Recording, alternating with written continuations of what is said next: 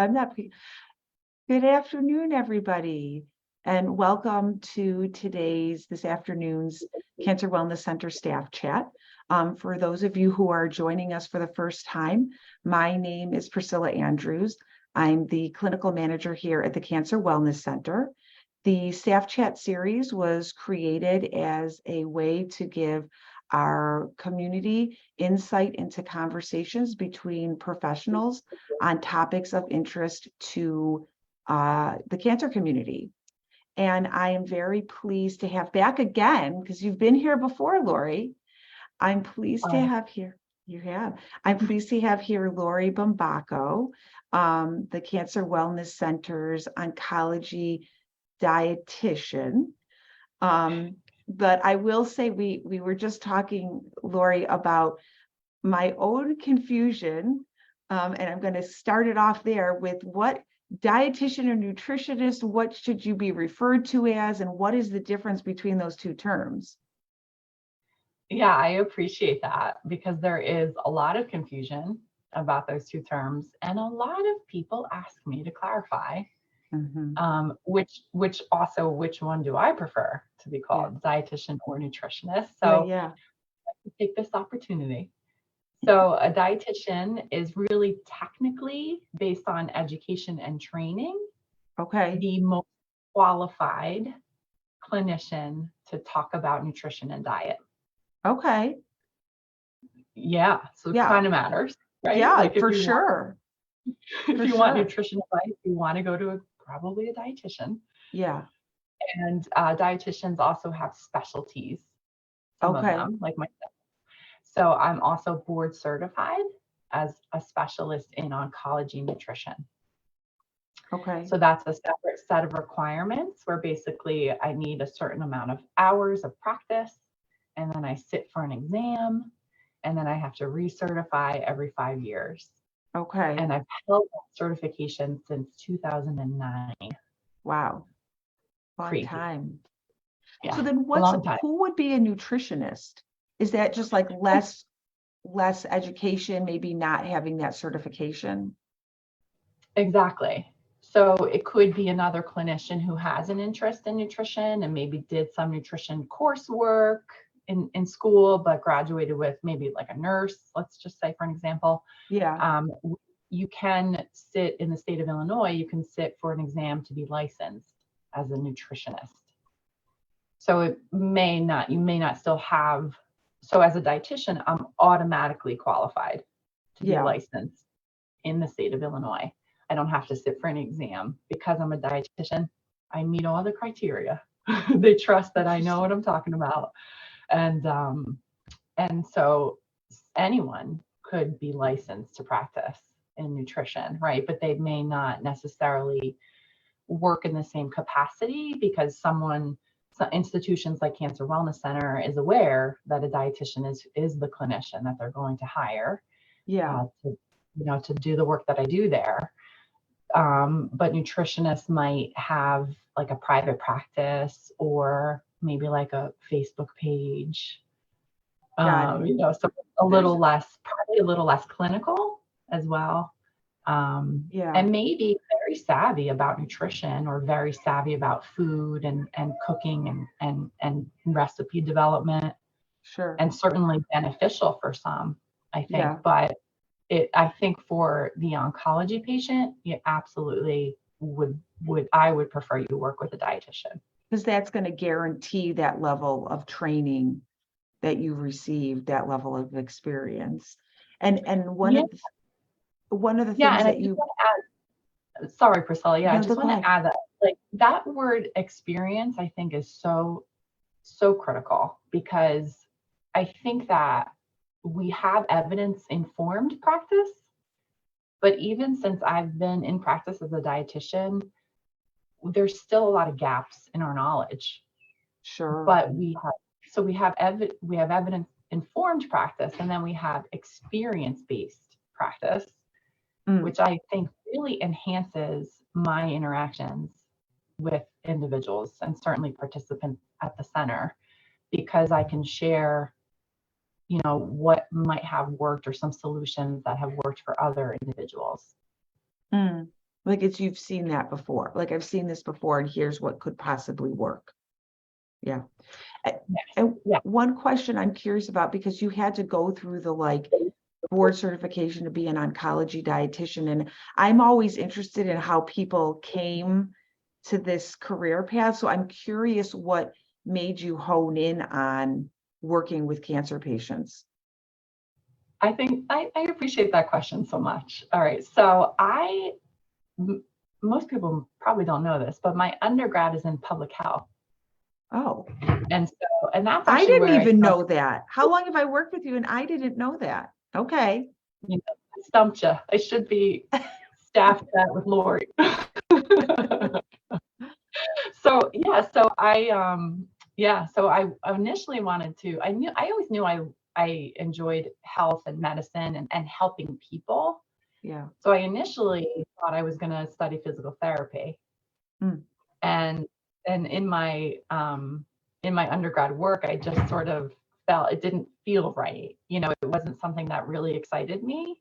Sure. I wanted to be passionate about work. I Mm-hmm. wanted to really be one of those people that woke up in the morning and looked forward to going to work, right? Mm-hmm. Yeah. So fortunately, I learned, that wasn't my path, and I liked where I was at school, and it was a very small liberal arts school. So I decided on a public health degree, thinking, okay, maybe this is a foundation to work off of, and I can figure things out along the way. And I distinctly remember sitting in a class about lifestyle and chronic disease and learning all about diet and nutrition and how there seems to be this connection between many different chronic diseases, including cancer, and diet and nutrition. And I thought, that's it.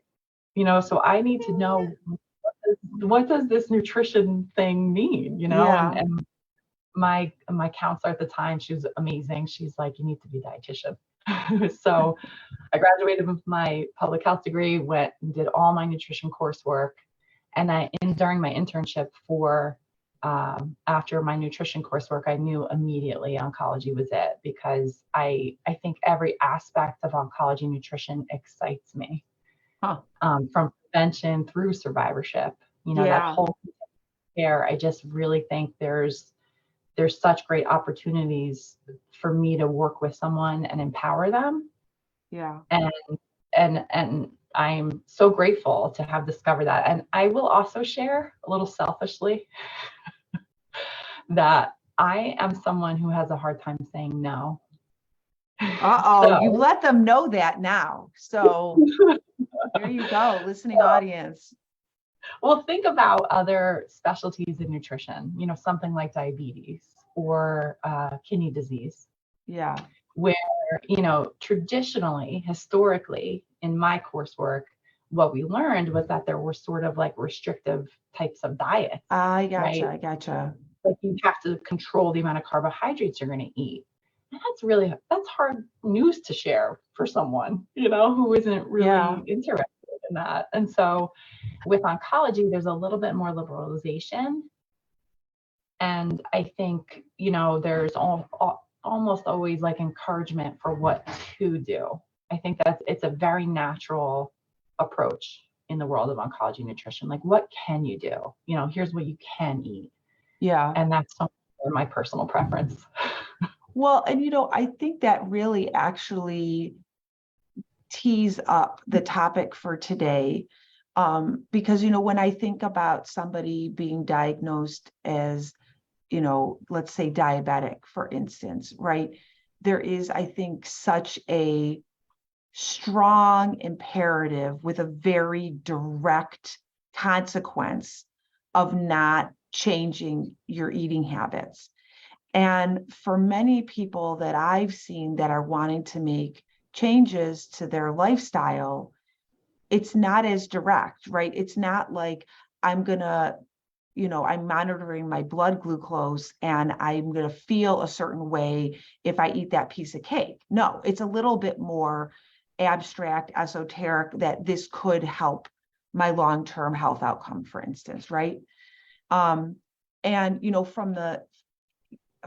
I've seen people more from kind of the psychological side of things, I think, one of the programs that I do here is on motivation and behavior change. And, a lot of times when I do those programs, the things that people do want to do are this like healthy lifestyle. They want to eat healthier, which I have a question about that, or a comment question about that in a moment. But what I always say is like, there's these like three things to keep in mind when you're trying to make behavior change. One is, what's your goal? Do you know what it is you're trying to accomplish? Two is, do you have the gas in your tank? Do you have the motivation to do what you need to do? And three, do you have a roadmap?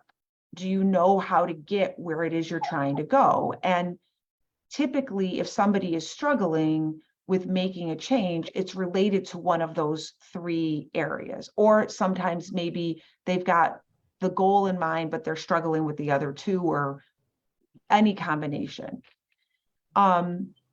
And when I think about that, I want to circle back to goal, because I think, and I'm curious about your thoughts, approach, response. I think when I talk about goals, I talk about you having to have a clarity of the goal. And that if the goal is too ambiguous, if the goal is too big, then you're going to struggle with motivation, because there's no way to know that you are making progress. It's just this like amorphous goal. It's too big. You don't even know how to know if you reach it. And what I hear is, I want to be healthier. I want to eat healthier. I want to improve my nutrition. What does healthier mean? Like when somebody just comes and says, I want to be healthier, I want to eat healthier, to me, my response to that is like, you just decided you want to eat an elephant in one bite. Like, that's so broad, that is so big. So yeah, like when you think about eating healthier, like how do you define that, or how do you work with patients to define what healthier means?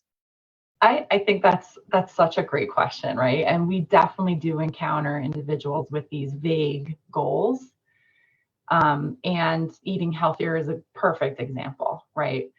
So my job when I'm working with someone one-on-one is really first and foremost to be a listener, and then and to also build rapport, right? Because they may not see these noticeable changes right away, right? Like Sure. as you've been, and so they have to sort of trust me. And then I have to sort of get to how they would define healthier. What are their goals? And I think that's, you may have heard of motivational interviewing. Yeah, yes, I have. Which, So just for people who don't know, motivational interviewing is kind of a theoretical framework, but also sort of an intervention style of how to help people make changes in their life across the spectrum, from being very motivated to like even like working with people who are kind of coercively needing to make changes, like people who are in the justice system, for instance, which we're not talking about here, but just as a frame of reference for motivational interviewing. Sorry. Okay. So motivational interviewing. So, and what I appreciate about motivational interviewing is that it's patient-centered. Yeah. Right. So this is where we become such great partners with patients and the participants at the center, because we're allowing them to have a voice, where so many of them may have come to the center hearing from someone. It could be their physician, or it could be something that they read that scared them on social media, that they have to eat healthier. And that's something that they feel that they should do. But what does this person really want? And what does this person really feel? How do we, and along with motivational interviewing, it's also tapping into motivation, of course, right? But building confidence too. So that's a little bit of that goal development is, can you accomplish this goal? So to kind of go back, so we're talking about vague goals. We want a more specific goal, because we know the more specific it is, the more likely we can measure it. And then if we can measure it and it is also achievable at the same time, then we're more likely to build confidence and also sustain that change. Yeah. Well, and I think that that notion of starting where you're at,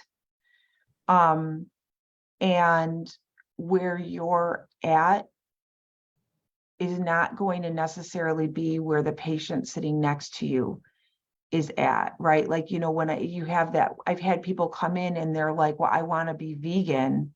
And I'm like, well, are you vegetarian? Like, where are we starting at? Right. And I'm not giving any sort of like knowledge-based information. I'm just trying to get them to like whittle the goal down. And they'll be like, no, like in an extreme example, it's like, well, no, I eat at McDonald's 3 times a week right now. Okay. Again, Right. can we nibble at the elephant?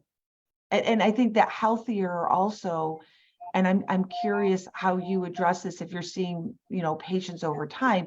Healthier can be a stepwise process. Like healthier, like the goal you set initially may not be your end goal. There might be several goals along the way. Exactly. Yeah, that's what I was just thinking. We might have an end goal, right? And that's probably what the patient or participant identifies. Yeah. And then what we're going to do is work on these little steps along the way so that we can accomplish this end goal of this, how we would define eating healthy. Yeah. What are the specific steps towards this total diet approach of eating healthy? So is it having another serving of a vegetable a day?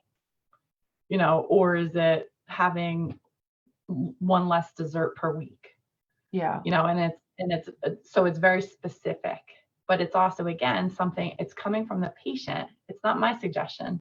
It's what the patient or the participant feels they can do and wants to do, right? Yeah. And also believes that it's important, right? And so sometimes my work is to help them reassess that, so I might suggest, I think that this goal is a better goal, and I might say we can save that one for later because I don't know if you're ready to make that change yet. So the McDonald's eating want to be vegan, Yeah. So in that example, I might just give them, and that I wait till the end too. I ask the person, do they want my advice? Chances are if they come to me at Cancer Wellness Center, yes, they want my advice. Yeah. But a patient-centered approach will ask that permission, because very often in the world of diets and nutrition, people are told what to do. Yeah. Well, and that's no fun. Well, and something that you said in there just got me thinking just about, I feel like there is this notion of healthy as being this monolith, and there's going to be this one way to eat healthy, and if I'm not doing everything that's in that thing, then I'm not being healthy. And so I see a lot of people, what they do is they try to do everything. I'm going to stop having a glass of wine. I'm not going to eat dessert. I'm going to, stop eating red meat. And they want to do everything all at once because that's their notion of what healthy is. And it sounds like part of what you do in your work is helping people to sort of redefine what it can mean to be leading a healthier lifestyle. Yes. And so 2 things come to mind. The first is that, and I'm going to forget the second one. Shoot, we'll come back to it. All right. So the first one is that, yes, I think every single person is unique. Right. And I think especially, I know the second one, I'll come back to it. Okay. So the first is that we tend to think that we're supposed to do things, right? And we compare ourselves. We might even compare ourselves to a former younger version of ourselves, right? And how is that helpful, right? Yeah, but right. There is the perfect example is in oncology nutrition, how unique each cancer type is. But even the same person who's diagnosed with the same disease, same treatment plan, probably requires a different nutrition approach. So all of this general kind of eat healthy stuff needs to be whittled down and to be and that's where the board certification comes in. My experience, I can help someone understand that on a much more specific personal level, which they deserve. Yeah. right? Yeah. And so, and like I will say the worst question, dietitians cringe when we get asked for a meal plan, because how is that specific? And so I'm telling you what to eat every meal, every day. I'm not teaching someone, right? And I'm not helping them change their behavior. They can just follow this plan, but it's inevitably going to fail, right? We can come back to that. But the second point, oh shoot, now I forget again. Well, if you remember, come back and interrupt me, because I think I like what you said about the idea of meal plan, and the challenge of that, right? Because the challenge is, it's like wanting people it's like history class. Do I want them to memorize the dates everything happened, or do I want them to be critical thinkers so that they can like look back at history and analyze it? And just as a metaphor, and it seems like it's like, yeah, you could go in a book and you could find out all of the dates. You could get a meal plan that's going to tell you this, and this, but really trying to like get people to be in a place where they can make choices on a day-to-day basis, even when inevitably you can't, I mean, unless you have your environment and your day rigidly controlled. Meal plans over term, there's going to come a time when you're in a circumstance where you just can't. I mean, I don't know, Absolutely. I guess I'm betraying a little of my own attitude. I'm on board with the dietitian approach. But yeah, and inevitably when I do cave, because that's my job, is really to facilitate change, right? So if someone is absolutely convinced they need a meal plan from me, I will work with them, and I might do my version of a meal plan, which might not exactly be theirs, but inevitably they will come back to me and say, well, I don't like to eat this, so it's like, so, and even though we might have discussed that, so Yeah.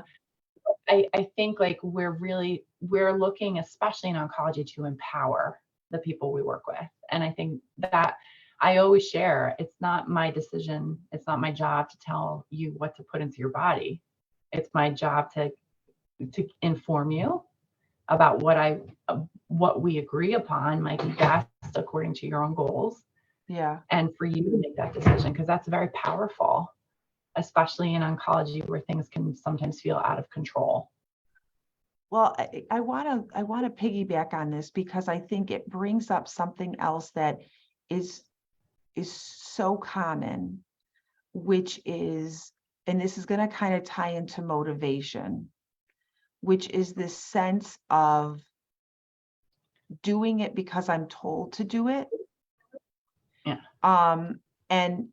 And I think what I see is people who have shame when I first see them around the fact that they're not feeling motivated by their doctor saying eat healthier, or they're not motivated because they feel like they're supposed to do something. They're supposed to not eat sugar or whatever.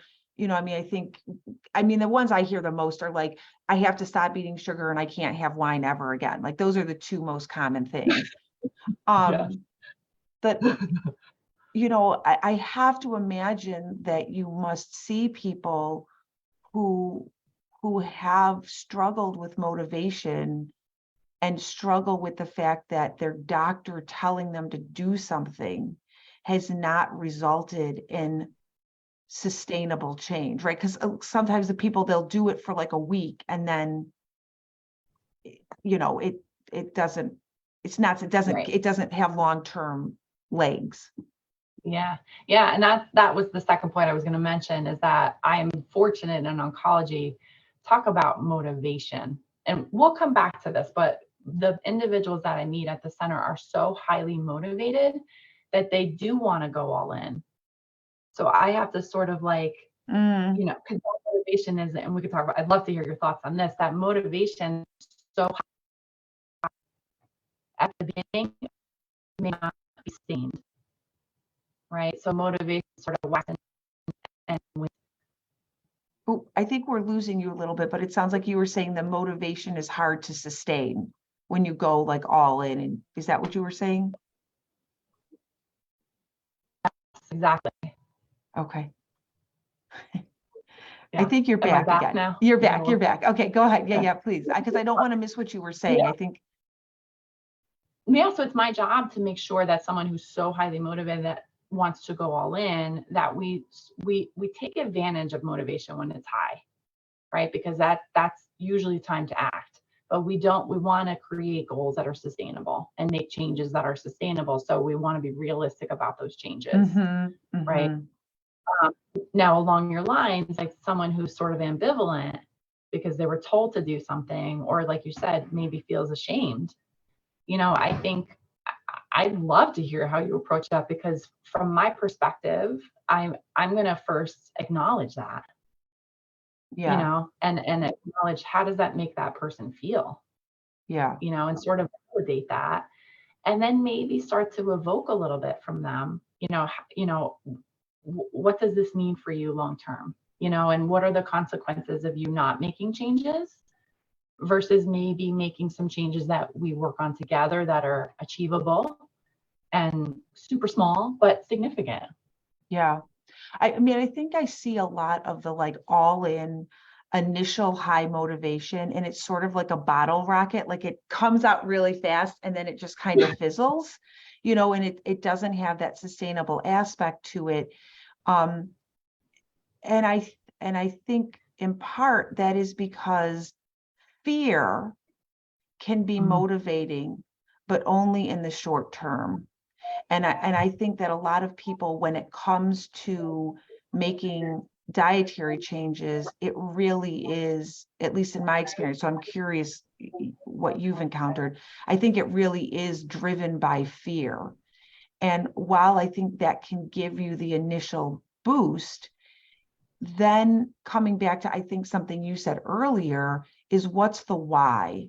What's the longer term why?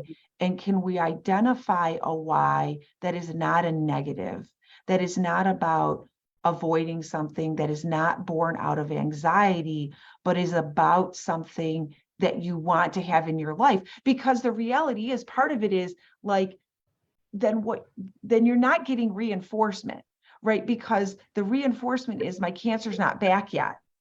And my cancer's not back, right? That's the absence of something. So I feel like I always push people when they're struggling, because that's the most common pattern. I had a lot of motivation. I made a lot of changes. It lasted for a week, 2 weeks, a couple months. And then I hit a road bump and I went on vacation, or it was the birthday party, or I had a stressful time and I had a case of the efforts, and I just went back and see, look, I failed. And now I can't get back on the wagon, and I feel horrible about myself, because why isn't it enough that I had cancer? This should be the thing that motivates me.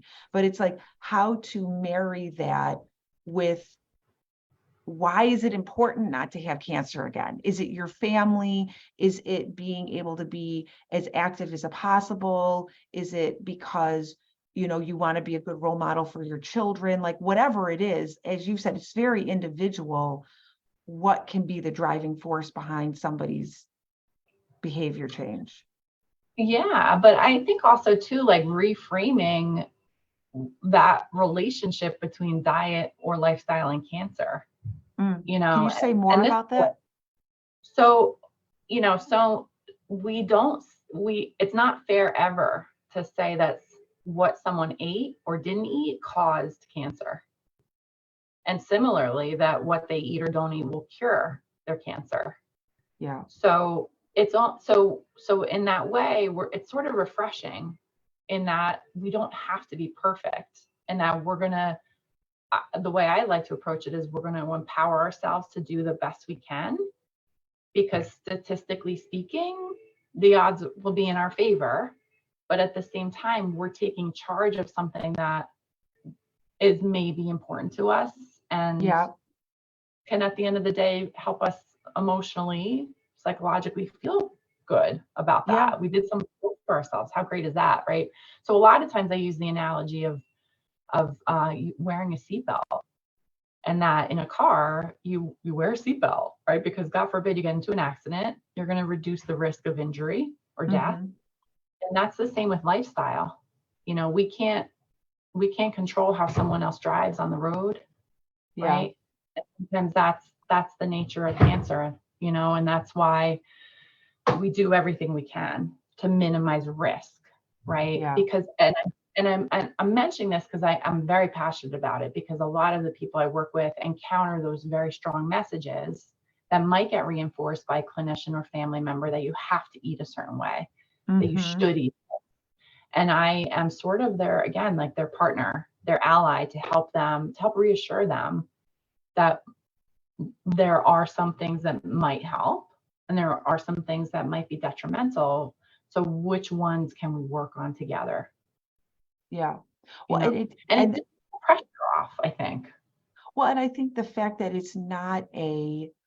um it's not black and white. I think I Mhm. think when it comes to making nutrition changes, um, I think the positive side of it is people feeling a sense of control and feeling empowered after a situation that can feel so uncertain and so out of control. I also think that um, there is that piece of bumping up against the fact that, like, this isn't a guarantee. Like, just because you never put a piece of bacon in your mouth again doesn't mean your cancer's not going to come back. Now, does it drastically reduce your chances? Right? I picked the like carcinogenic food here as the example. Um, but I think I think there people want there to be this intense sense of control, and that if I do this, it's going to guarantee, and how to find a sweet spot of recognizing, I can have the glass of wine at the birthday party and my breast cancer is not going to come back the next day. But that also means that just because I don't drink the glass of wine, it's not a guarantee. It's just something I can do to feel better in general, right? Like I think that's another piece of this is like, I think some of the frame of our conversation is about the notion of the nutrition being related to cancer outcomes. But I wonder also what feedback you get from people that is about like just how they feel better, that there are actual like moment to moment, day to day improvements people experience.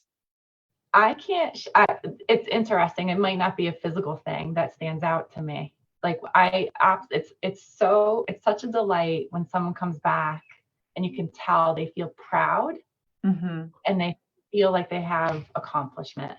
Mm-hmm. They're Mm-hmm. like beaming, and it could be Sure. because they did something. I tried my Brussels sprouts and I roasted them and I loved them. Like Yeah. that excitement, that's what I'm after, because that is, I think, in someone who feels that way is going to repeat that behavior. Yeah. Right? They're Yeah. going to do that again. And they're going to recognize that that feeling is beneficial as well. Yeah, the feeling Right. of like, I mean, because what you're talking about is having that positive reinforcement of of maybe even physically feeling better, but the positive reinforcement of feeling excited, feeling like I did something, right? That positive reinforcement is something that can help build momentum and maintain motivation over the long run. I mean, it struck me when you said that, like it almost is like you're like this like combination of this sort of like nurturing, like maternal figure who's like, I got your back and but this like Yeah. cheerleader, right? Like that's Yeah. awesome. Like really working to like get people to like feel good about the things that they're doing Yeah. honestly, versus like ragging themselves on the things that they're not doing or that they haven't, climbed Mount Everest yet. Right. Yes. And a lot of our participants are overwhelmed, right? So how do we break down those big goals for someone who's overwhelmed? I Yeah. mean, like we have to be a cheerleader in a way. And we have to point out and sometimes reassure that the things they're doing are fantastic, Yeah. you know? And I think that might build confidence, but it also shows some sympathy and maybe empathy. Mm-hmm. And I think that is in the end going to reinforce, that they're making a decision that's going to benefit them. Well, and I think the feedback from you in particular, or somebody who is a dietitian, I see that as being so meaningful because I think people can second guess the value and the meaning of what it is they're doing, right? Like it can get lost in the noise that making that change of eating an extra serving of vegetables actually has value, that drinking more water has value. I mean, I don't know, I'm not a dietitian, so I'm coming up with some examples, so excuse me if they're not hitting the mark here, but I think having an expert be able to say, like, look, that matters, like what you did matters. And no, maybe you're not a vegan yet. Great. That's great. That's great if you want to do that. It's great for some people. I'm not trying to rag on being a vegan. No, The fact that, like, hey, like, can we celebrate this because you're coming from a knowledge base to say, like, what you did is actually important to your well-being. Yeah. And like, how great is that someone wants to come back to me, that they don't, especially those patients who feel a need to like confess to me what they did. And I laugh with them because I'm like, I'm not the food police. Like, I'm not here to judge you. Let's learn from lessons, like if we slip up, like, and I think that is very important too with empowerment, right? Like planning to fail.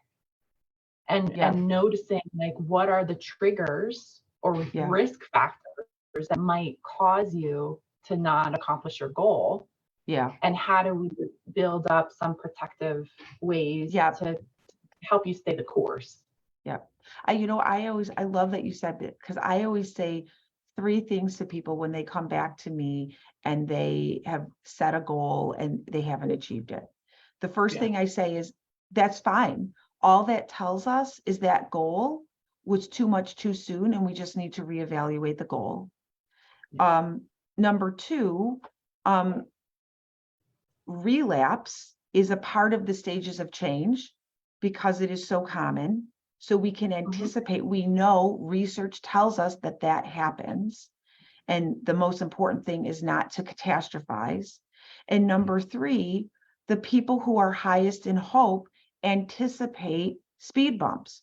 So that planning of, what am I going to do when I go to the party? What am I going to do when I'm at that family picnic?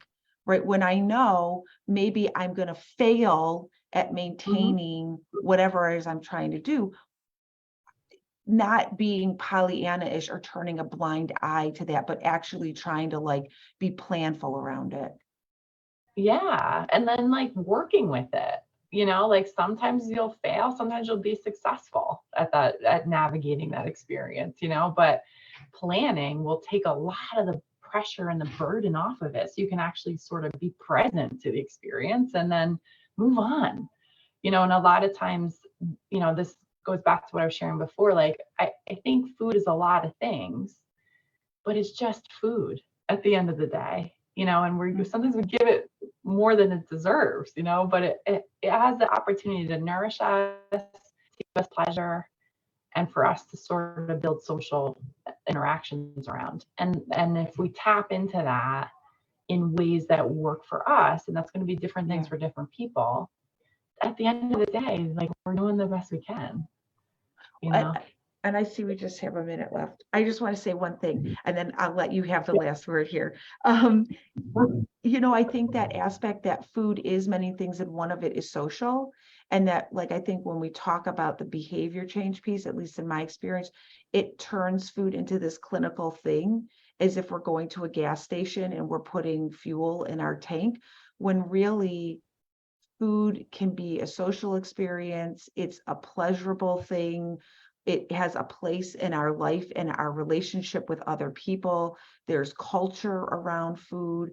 And so I think we can try to take all of that away when we talk about making changes to our eating habits. But then as soon as we go into a real world environment, all of those other things and meaning that we take away from food get brought to bear on the change we're trying to make. Yeah. So it's like heavy stuff, and I don't want it to be that for someone I'm working with, and that's, but ever since I've been at Cancer Wellness Center, I think my practice has really expanded because I have this understanding of making change, and how to sustain that, but also how to practice self-compassion along the way, and how to, you know, use grace, give ourselves grace when we make mistakes. But I think too, I think acceptance, it's all of it, mindfulness, really being able to be present and experience, because we take life for granted sometimes, and it's precious, but it's impermanent, and so how do we make sense of this all, and I think that some of my best work with individuals has been really these kind of conversations, and less about nutrition, but more about what food really means to that person.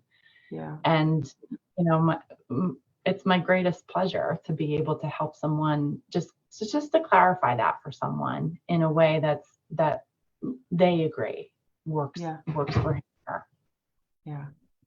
Lori, I want to give you a chance to give a plug, because I know we're going to be recruiting for if people are wanting to make nutrition related or healthy lifestyle changes. Could you share a little bit with the viewers about the Weight Loss for Wellness program that you offer? Absolutely. I'd love to. So I've been involved with this program called Weight Loss for Wellness that I sort of inherited. And that was the title of the program. And we've been contemplating changing that title. Maybe this is another opportunity for us, Priscilla, to talk.